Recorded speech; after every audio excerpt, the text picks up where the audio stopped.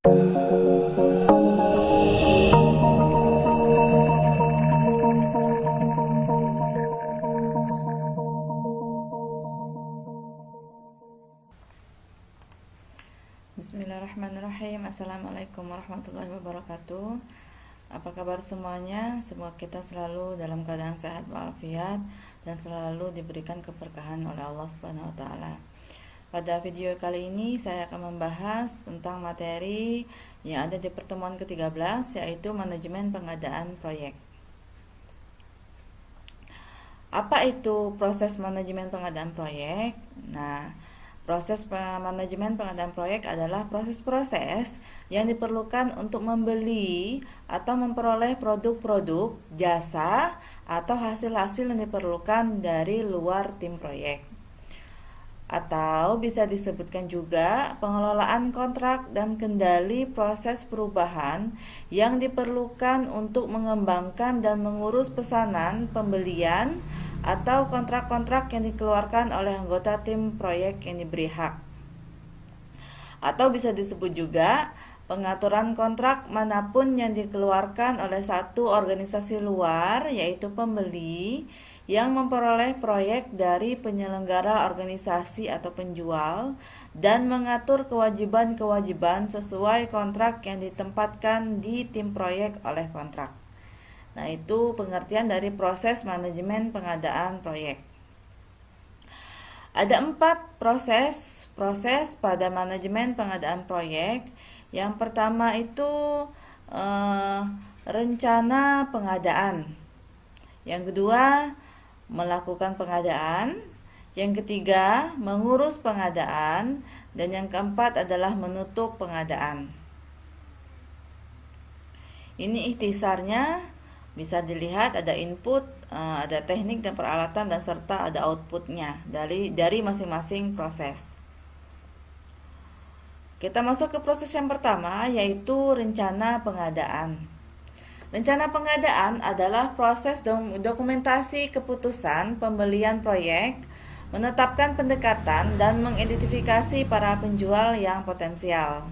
Keputusan membuat dalam mengembangkan rencana manajemen pengadaan dapat juga mempengaruhi jadwal proyek dan diintegrasikan dengan pengembangan jadwal, memperkirakan aktivitas sumber daya, dan putusan buat atau beli. Bisa dikatakan juga rencana pengadaan barang ini merupakan proses mendokumentasikan keputusan pembelian, menentukan pendekatan dan mengidentifikasi penjual yang potensial dalam proyek. Selain itu juga dalam rencana pengadaan proyek ini atau rencana pengadaan barang ini mengidentifikasi kebutuhan proyek terbaik yang dapat dipenuhi dengan menggunakan barang, produk, atau jasa dari luar organisasi. Jika tidak ada keperluan untuk membeli produk atau jasa dari luar organisasi, maka tidak perlu melakukan proses manajemen pengadaan lainnya. Alat bantu untuk perencanaan pengadaan ini yaitu make or buy analysis. Apa itu make or buy analysis? Ini digunakan untuk menentukan apakah organisasi harus membuat atau melakukan sebuah produk atau layanan atau jasa di dalam organisasi atau membelinya dari pihak lain. Jadi keputusannya dia membuat sendiri produk atau jasa atau layanannya atau dia membeli dari pihak lain. Ada juga menggunakan analisis keuangan. Namun, para ahli baik internal maupun eksternal dapat memberikan masukan yang penting dalam pengambilan keputusan kegiatan pengadaan. Dengan rencana manajemen pengadaan, maka dapat menjelaskan bagaimana proses pengadaan yang akan dikelola, mulai dari kegiatan pendokumentasian untuk melakukan pembelian atau pengadaan dari pihak luar, hingga penutupan kontrak.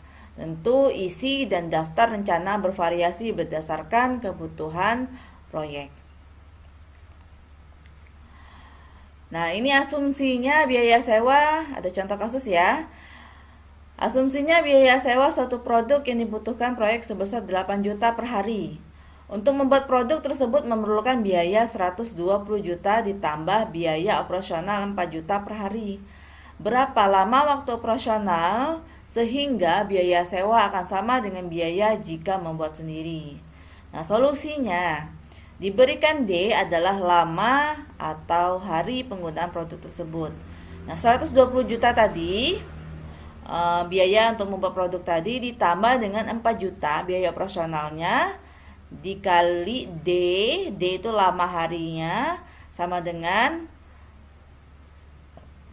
8 juta D. Jadi disamakan dengan biaya sewanya 8D.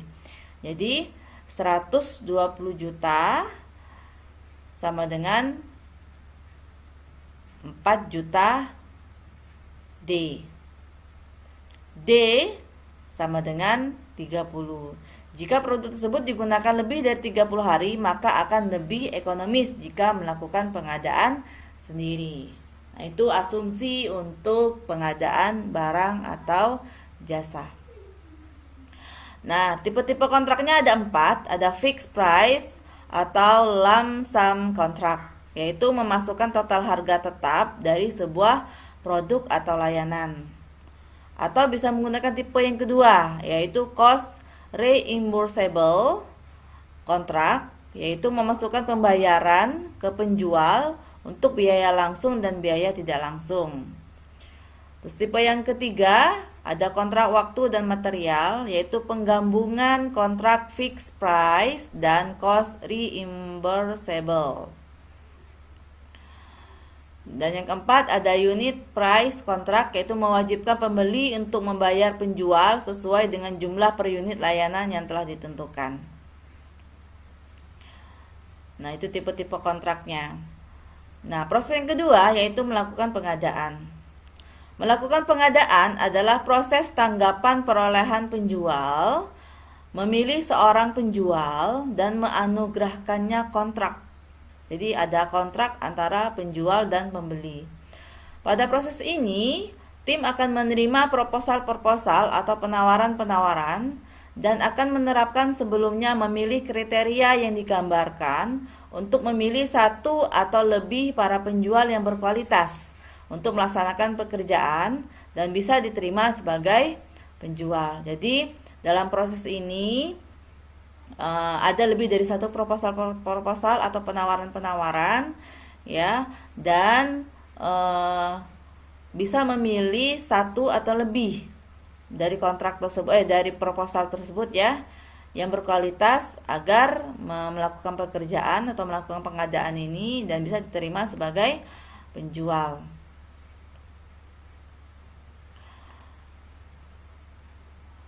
Nah, untuk melakukan pengadaan, salah satunya adalah melakukan outsourcing.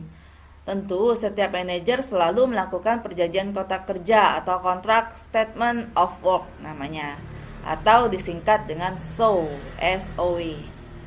Perjanjian kerja yang dimaksud adalah deskripsi pekerjaan yang diperlukan untuk kegiatan pengadaan.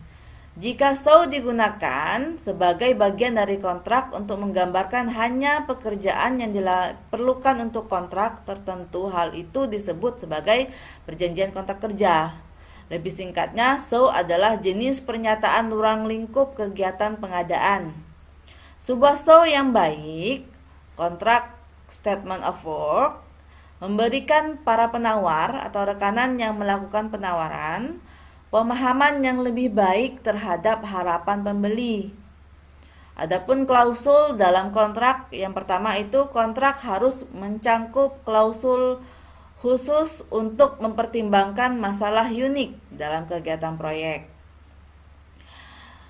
Klausul yang kedua yaitu memerlukan berbagai pengalaman pendidikan dan pengalaman kerja untuk hak-hak upah yang berbeda. Klausul yang ketiga yaitu klausul kontrak yang memungkinkan pembeli atau pemasok untuk mengakhiri kontrak. Untuk membuat sebuah kontrak statement of work atau SOW atau perjanjian kerja atau kontrak kerja, ada beberapa format atau template dalam pembuatannya, yaitu yang pertama lingkup kerja. Apa isinya lingkup kerja? Nah, menjelaskan pekerjaan yang harus dilakukan secara detail. Selain itu, menentukan perangkat keras dan perangkat lunak yang diperlukan secara tepat dan sesuai dengan pekerjaannya. Jadi, equipment, peralatannya, baik itu perangkat keras maupun perangkat lunak yang dibutuhkan atau di-requirementskan. Ya. Terus, yang kedua yaitu lokasi kerja. Lokasi kerja menjelaskan di mana pekerjaan harus dilakukan. Selain itu, menentukan lokasi perangkat keras dan perangkat lunak, serta di mana orang harus melakukan pekerjaan. Jadi, lokasi perangkat keras dan perangkat lunak itu sudah ditentukan di mana diletakkannya. Dan karena itu berhubungan dengan di mana orang itu bekerja, akan memasang perangkat keras dan perangkat lunaknya. Terus, format yang ketiga yaitu periode kinerja. Menentukan kapan pekerjaan dimulai dan diakhiri, jam kerjanya, jumlah jam yang dapat ditagih per minggu, di mana pekerjaan harus dilakukan, dan informasi mengenai jadwal terkait. Yang keempat, ada jadwal produk yang dihasilkan. Nah, di sini memberikan daftar produk khusus yang dihasilkan, menggambarkannya secara rinci, dan menentukan kapan jatuh tempo atau harus diselesaikan. Yang kelima, ini standar yang dapat diberlakukan. Menentukan standar-standar spesifik setiap perusahaan atau industri yang relevan dengan pelaksanaan pekerjaan. Dan format yang keenam, ada kriteria penerimaan. Nah, menjelaskan bagaimana organisasi pembeli akan menentukan apakah pekerjaan dapat diterima. Nah, kriteria penerimaannya maksudnya ya. Yang ketujuh itu syarat-syarat khusus, yaitu menentukan persyaratan khusus seperti sertifikasi perangkat kerasnya ataupun sertifikasi perangkat lunaknya, tingkat minimum atau tingkat pengalaman personilnya mau berapa tahun ya, terus persyaratan perjalanannya seperti apa dan sebagainya ya. Step yang ketiga atau proses yang ketiga yaitu mengurus pengadaan. Mengurus pengadaan adalah proses memanage hubungan-hubungan pengadaan, pemantauan performa kontrak, dan membuat perubahan dan koreksi-koreksi jika dibutuhkan.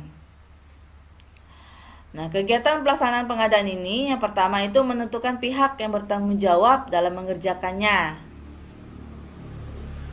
Siapa ini yang mengerjakannya dalam proses pengerjaan proyek ini atau pengadaan ini?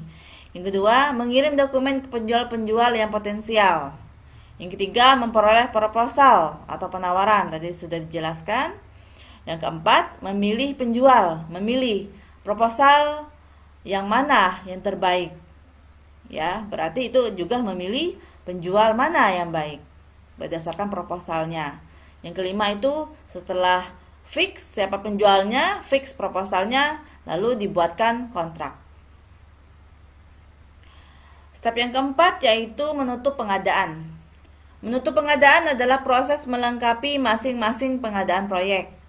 Awal penghentian satu kontrak adalah satu kasus khusus dari penutup pengadaan yang dapat diakibatkan oleh satu persetujuan timbal balik kedua belah pihak, dari asumsi dari satu pihak, atau untuk kenyamanan pembeli jika yang disediakan untuk di dalam kontrak.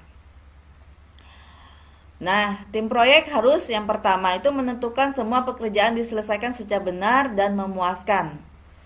Nah, benar nggak semua pengadaannya sudah jelas, benar, dan memuaskan. Yang kedua, melakukan update yang merefleksikan hasil akhir. Update pengadaan apabila ada penambahan equipment, baik itu perangkat keras maupun perangkat lunak. Agar hasil akhirnya juga bagus. Yang ketiga, mengarsipkan informasi untuk digunakan ke depannya. Jangan lupa diarsipkan informasi, diarsipkan dokumen ya, agar nanti digunakan setelahnya.